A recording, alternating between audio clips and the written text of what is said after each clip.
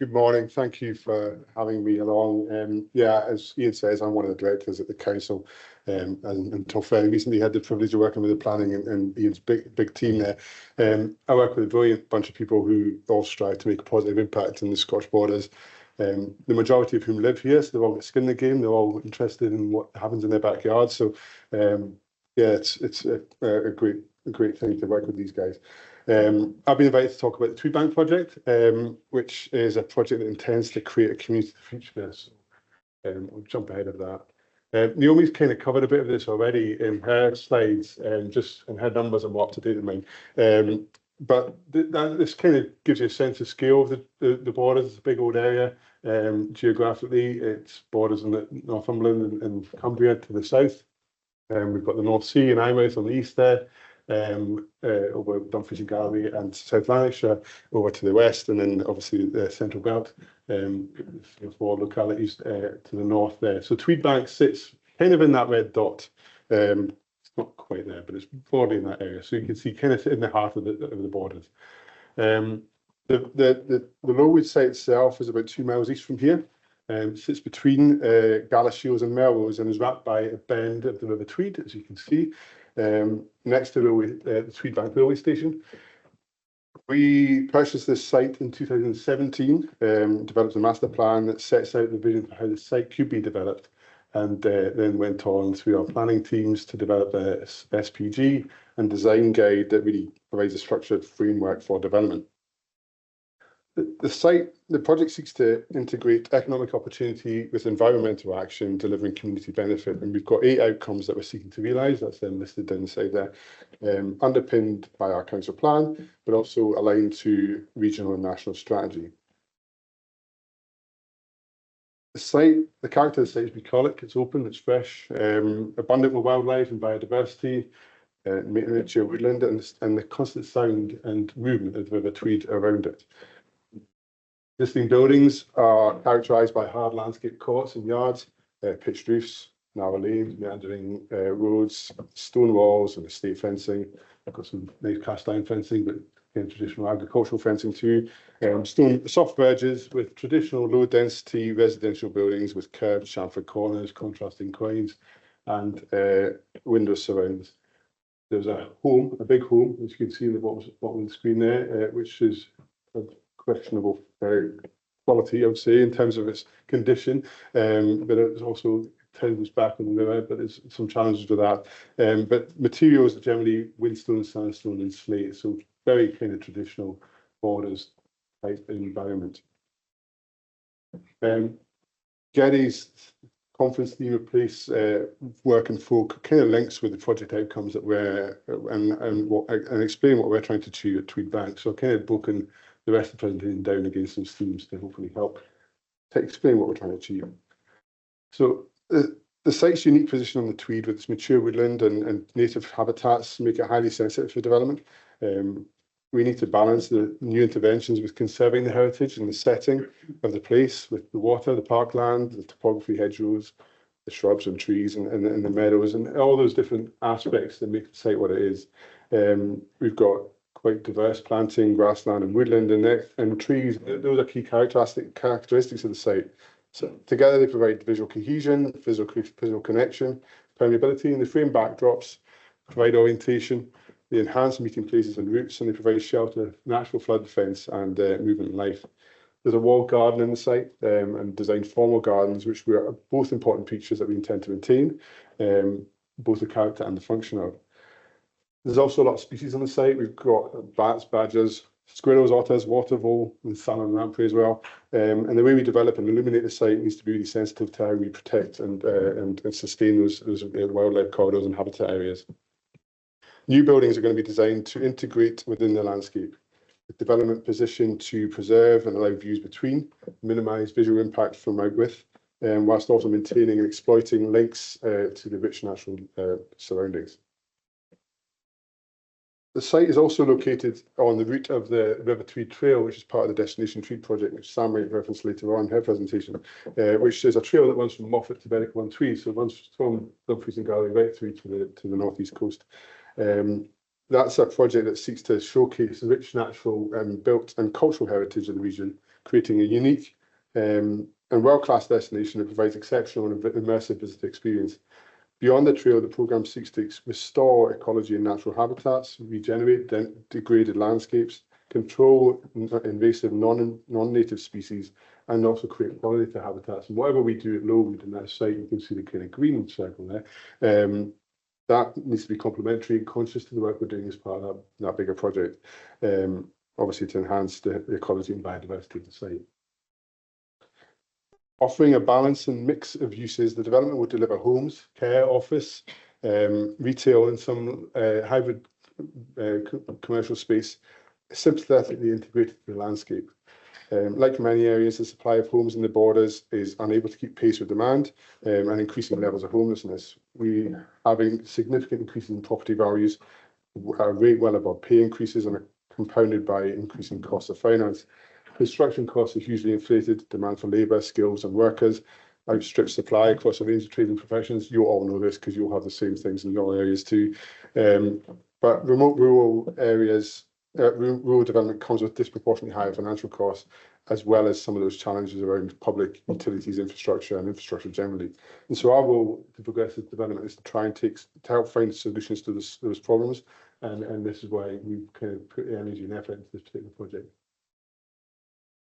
Expansion of Tweedbank will provide around about 400 new high-quality homes. Now, I appreciate 400 is not that much, but relative to the borders, that's about 1% of our local housing stock. So it's quite a big jump if we deliver that. And there we have mixed type, size, and tenure, just to address the needs that we've got identified in the housing demand assessment. Homes will provide good levels of natural light, outlook, and air quality, enabling live here, work anywhere, which we mentioned earlier on, providing direct and easy access to local amenities, transport, and nature. We are also working on a 60-bed older people and dementia care facility on the site. And the vision here is to create a paradigm shift in care, focusing on possibility rather than disability.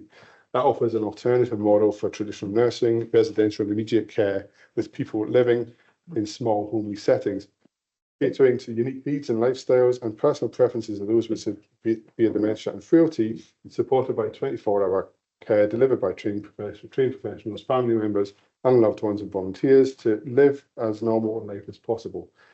The planning application for that is about to go in, and hopefully with construction planned in 2025, completion in 26. We're also working on a heat and energy network for the development. This has been supported by Scottish Government's Heat and Energy Network Support Unit, and we have concluded a study that promotes the use of local renewables to supply heat and energy to the site. There are opportunities to expand this beyond Lowood and adopting emerging technologies, and we're now developing those proposals further, complementing that through Fabric First design for the properties and buildings that we develop on the site, as well as adopting circular economy principles to material sourcing. That was place. Moving on to work then. Through Borders Borders Railway Blueprint funding, we've completed the first office building. That's that black building there you can see on the screen, 1 Tweedside Park. Pace and scale of development for the commercial side has been impacted obviously by the pandemic, but we are moving on to phase 2 of that development, looking at the Innovation Park phase 2, but also looking at providing those hybrid office light industrial spaces as well throughout the site. So that work's progressing, and these developments are looking to increase supply and of space that support the needs of expanding local SMEs, micro businesses, but also provide credible opportunities for inward investment and growth of innovation businesses to the borders, with opportunities for skills development alongside that. We've also sold land to local growing businesses too, to enable them to unlock and make the investment they need to grow their businesses sustainably as well. So, and you can see that site plan kind of shows the key areas for business development that we're working through at the moment. And then moving to folk. Over the past few years, we've been engaging with the local community, and I say we as the team and a number of whom are in the room today, and established good working relationships with established businesses and local communities to understand their needs and better help shape what they want and what we develop on the site. They themselves have identified a number of priorities that we're hoping to deliver as part of the development. That includes local hospitality, community and play space. And we've also just concluded a locally targeted active travel consultation, working with 2 groups to support community food growing at the Royal Garden. Development in the borders can be challenging, and our role is to really enable that by creating conditions for success, initially through infrastructure first. Undertaking works to help address market failure, making sites more viable and desirable for the private sector. With support from South of Scotland Enterprise, we've just completed the first 500 or so metres of the access road into the site itself. This unlocks development for the first 4 development zones, which is shown on the previous slide. So that road, you can see the plan here, just it's been completed now. Actually have a really nice drone footage aerial view which we got yesterday, too late for the slides, but I can share that afterwards if you like. But that kind of shows how we try to weave the road through the existing landscape with no disruption to any of the existing trees.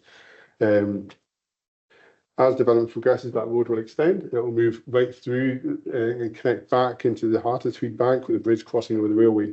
And that will help just establish that link back to the existing community in Tweedbank, but also provide viable options and encourage active travel around the Tweed, linking into Destination Tweed, etc., but also joining up to the existing network to Galashiels and Melrose, some of which you will have walked today, I think, from the railway station. And in future, we may look to connect into other communities across the river, such as Melrose Gate and Lang Lane. The river Tweed will also contribute to increasing levels of walking, cycling and non-motorised travel across the site, and contributing to inclusive and widespread opportunities to benefit from new investment, infrastructure and visit footfall. Getting there. We've also got education and skills as part of what we're trying to achieve as part of this project. And so the Council's Inspire programme, which provides iPads to every young person, offering technology that supports new ways of learning and supports our curriculum. That's a key project the Council's invested in over the last few years, and we've since launched the Inspire Academy, which is an Apple professional learning provider, and they are based in the Black Building I showed earlier. They've got an office in that space, which provides technical support and high-quality professional development to thousands of teachers, schools and business leaders, not just in the borders, but out with as well. So if your authority area is looking for digital skills training, we can help you with that. The Scottish Borders, so working beyond the Scottish Borders to help build skills and help young people thrive in the digital age. Complementing Inspire, we've got Global CGI based at Tweedbank, and we're soon to welcome another complementary business to the area, creating a technology locus for the Central Borders. These enterprises provide a strong platform to build growth and employment in tech and data-driven innovation. Through the Tweedbank project and others in our capital programme, we're also pursuing opportunities to train new entrants and upskill SMEs in green skills, modern methods of construction, emerging decentralised energy technologies to help enable greater local capacity and wider adoptions of those technologies in Scottish Borders, which will help with retrofitting and things down the line. And complementing all of that, we've got the Destination Tweed programme. I've mentioned it a few times, I'll mention it again. Through our partnership with Tweed Forum, that includes a fairly significant education and outreach programme, which is centred around ecology, biodiversity and environmental management. And that's really intended to inspire people to care for the environment, given the skill sets to do that, participate in archaeology and training, which is really helpful given the kind of characteristics and the history of the region, but also pursue opportunities to contribute towards positive outcomes for the Scottish Borders. And the final slide from me, creating places is both exciting but also challenging. And whilst the scale of what we're trying to do at Tweedbank is small relative to what you may see in the Central Belt or elsewhere, it is significant for us. We're starting from scratch here, and the project is really providing a rich learning experience for us. But what we're learning is that we're unable to do this alone, and the Minister referenced it earlier on. We rely on other people. We rely on a really effective multidisciplinary partnership and cooperation, and this just gives you a sense of all the different services above the line within the council. It doesn't cover them all, but it's the ones I could think of at the time. And some of the partners we're working with below in trying to deliver this project in collaboration. The project is still in its early stages. We're working to coordinate each of these component parts to realise a series of people-centred outcomes, where people are provided the opportunity to participate as part of a thriving and fulfilling community, and where people have physical and accessible connection to the surrounding natural environment, whilst also creating a sustainable place where people can live happy and healthy. So hopefully that's a useful summary of what we're up to, but we can cover off any questions later on. Thanks.